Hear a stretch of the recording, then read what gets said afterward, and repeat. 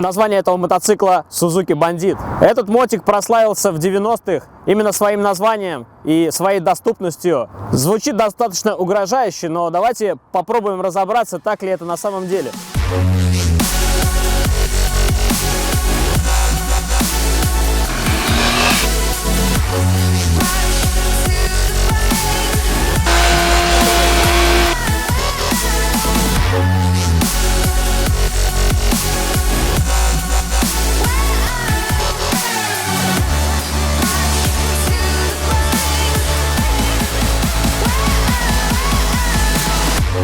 Успех этого мотоцикла начался в далеком 1989 году, когда компания Suzuki выпустила свой 400-кубовый бандит жидкостного охлаждения. И с тех пор до 1995 года было выпущено огромное количество мотоциклов и продано по всей Японии. Этот мотоцикл обогнал по продажам знаменитый Honda CB1 благодаря своей агрессивной внешности, и он полюбился очень многим мотоциклистам. Каким образом компании Suzuki удалось добиться именно такой внешности? Если мы обратим внимание на бак, то увидим здесь две одинаковые такие выемки, которые кажутся нам мускулами на этом байке. А также благодаря раме, такой мощной стальной конструкции и хребет, который можно увидеть над баком. Что скрывается за этой агрессивной внешностью? Действительно ли это настоящий бандит или это больше маркетинговая уловка производителя? Давайте разберемся в этом.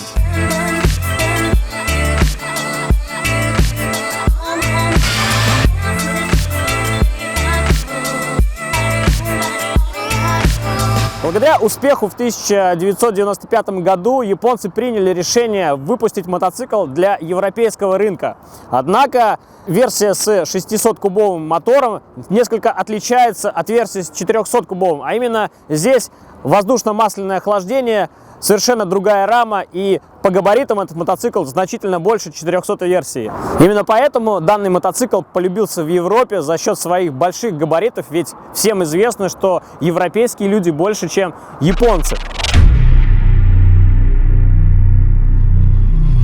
Именно в 1995 году появилась 600-кубовая версия с круглой фарой, это версия N, а также версия S с полуобтекателем, как у нас сейчас в обзоре. Судя по названию этого мотоцикла, мощность должна быть никак не меньше 100 лошадиных сил. Однако здесь всего-навсего 78 лошадиных сил, что говорит о том, что спокойный нрав мотора позволит ездить как начинающему мотоциклисту, так и мотоциклисту, переходящему на более объемную кубатуру мотоцикла.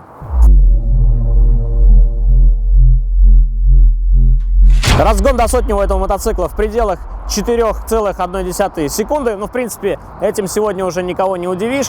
Расход топлива, естественно, зависит от стиля езды, но, как заверяет производитель, это 6-7 литров на 100 километров.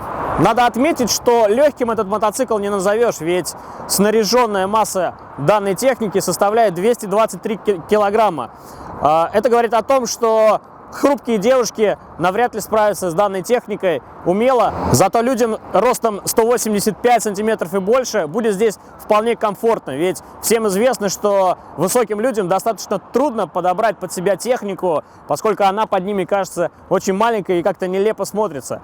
Поэтому данный мотоцикл прекрасно подойдет для высоких людей.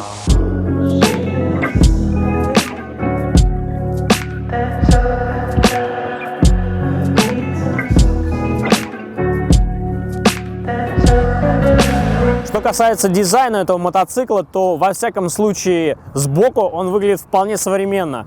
Однако многие отмечают, что вот этот полуобтекатель выглядит достаточно старовато. Я не могу с ними не согласиться, это действительно так. Тем не менее, если выбирать между версией с круглой фарой, с такой классической круглой фарой, и вот эта версия, я отдаю предпочтение именно этой. Почему так? Дело в том, что какое бы пластиковое стекло вы не поставили на круглую фару, дабы защитить себя от ветра, оно никогда не будет выполнять такие же функции, как и здесь. Здесь производителем все рассчитано, и когда вы едете на высокой скорости, вас не обдувает потоки ветра и не срывает с мотоцикла, что, конечно, очень удобно. Объем бензобака составляет 19 литров, и учитывая, что расход здесь примерно 6,5 литров на сотню, то бензина будет хватать примерно на 300 километров, что не такой уж и плохой показатель.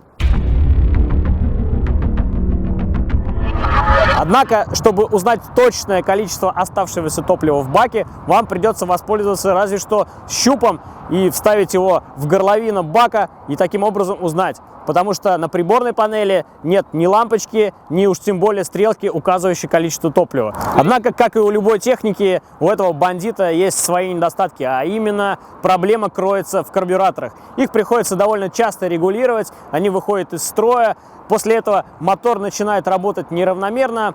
Соответственно, карбюраторы нужно снять, прочистить, отсинхронизировать, после чего мотор вновь заработает как положено.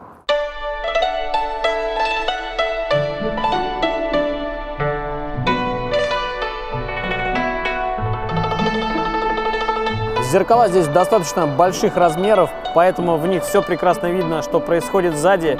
Плюс они уменьшают картинку, и они закреплены на таких серьезных ножках. Я думаю, что при движении не будет никаких вибраций. Но давайте проверим.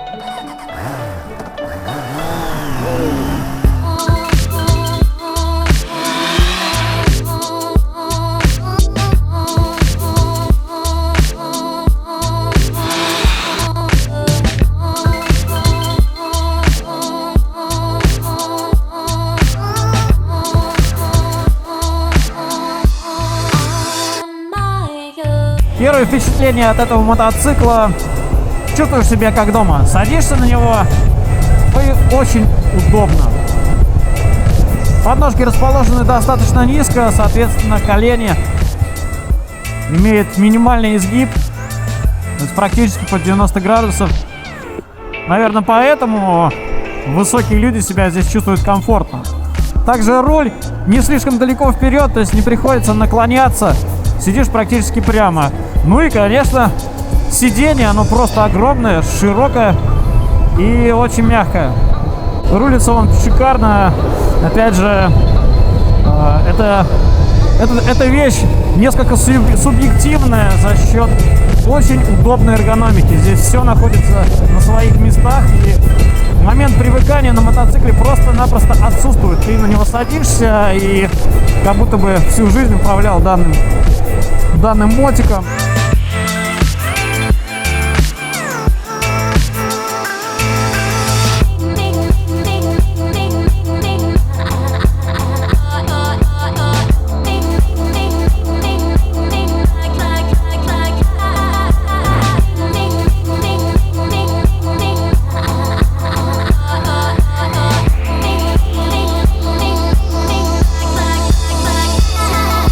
Прокатившись на этом мотоцикле, у меня сложилось стойкое впечатление, что инженеры компании Suzuki услышали молитвы большинства мотоциклистов, а именно, чтобы была 600-ка и при этом стоила как 400-ка. Безусловно, это городской мотоцикл, ведь и посадка, и мотор, и подвеска – все располагает к спокойной езде. Что касается управляемости этого мотоцикла, то я могу поставить твердую 5, ведь он прекрасно рулится как на маленьких скоростях, так и на больших. Однако мягкая вилка не позволит ехать достаточно быстро в поворотах, но в принципе этого и не нужно, ведь это мотоцикл для начинающих. И если вы еще сомневаетесь, делать ли свой выбор в пользу Suzuki Bandit, сомнения должны развеяться после этого тест-драйва. Если вам понравилось это видео, ставьте лайки, подписывайтесь на наш канал, ведь все только начинается и впереди вас ждет много реально интересных обзоров мотоциклов. Увидимся!